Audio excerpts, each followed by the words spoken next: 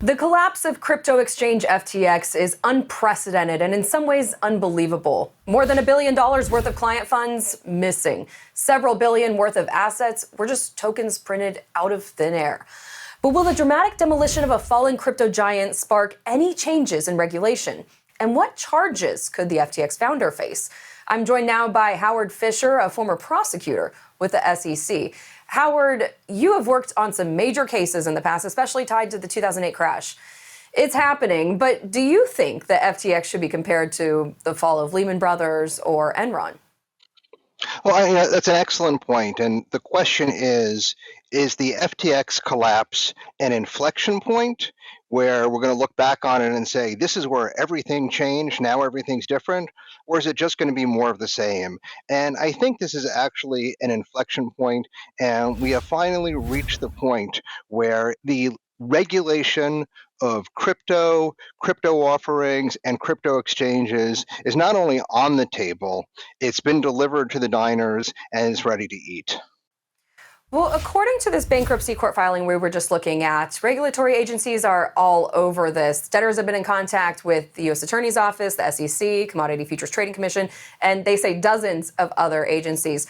I know this case is going to continue unraveling, but what are the potential violations here? If you were at the SEC, what would you be going after? Well, a couple of things. First, with FTX, what did they tell people? They apparently told customers that their crypto was safe, that it was segregated and that it wasn't going to be touched or used for investment purposes. That appears to be a bald-faced lie. They're going to be looking at how they segregated customer accounts, how they dealt with the relationship between FTX and Alameda, and that's just with respect to the investors who have crypto coins at the exchange. The other thing I think the FTC is going to look at is what FTX told to its investors. What did they tell them about their business plan, about their balance sheet, about how they treated customer assets?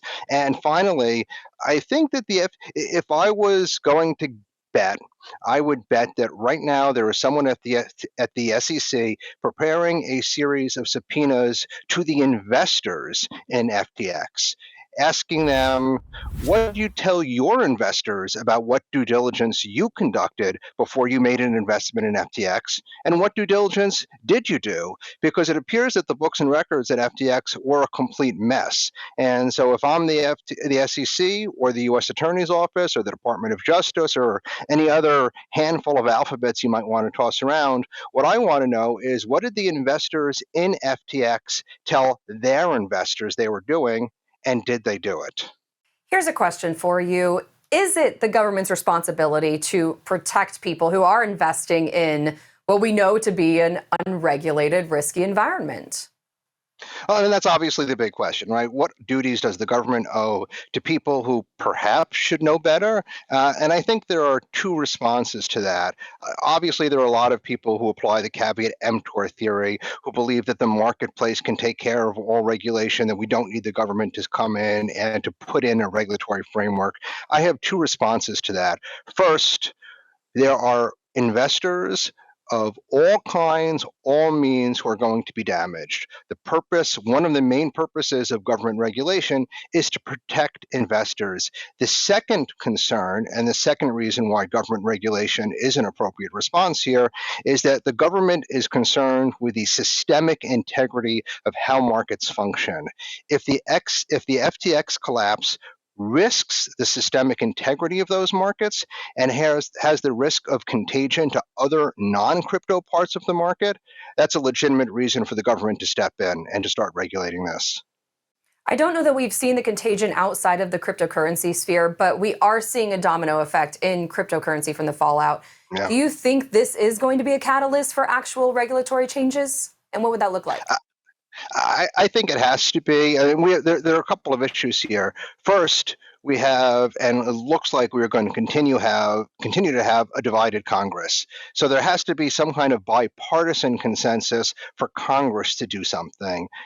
In the absence of explicit congressional action, the SEC, the CFTC, perhaps the Fed, are likely to step in and to propose a regulatory response. The other thing that regulators can do is to regulate through enforcement, and that is to bring cases that apply liability, and that can include criminal sanctions as well as civil penalties, in order to force behavioral changes that's somewhat like regulating it, but doing it through the threat of enforcement.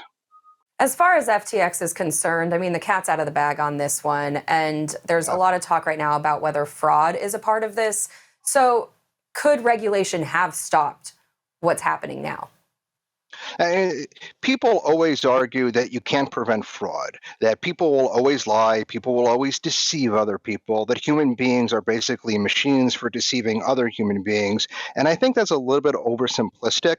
The reason why you have regulation is that it provides a system of oversight. Take a look at the normal financial system.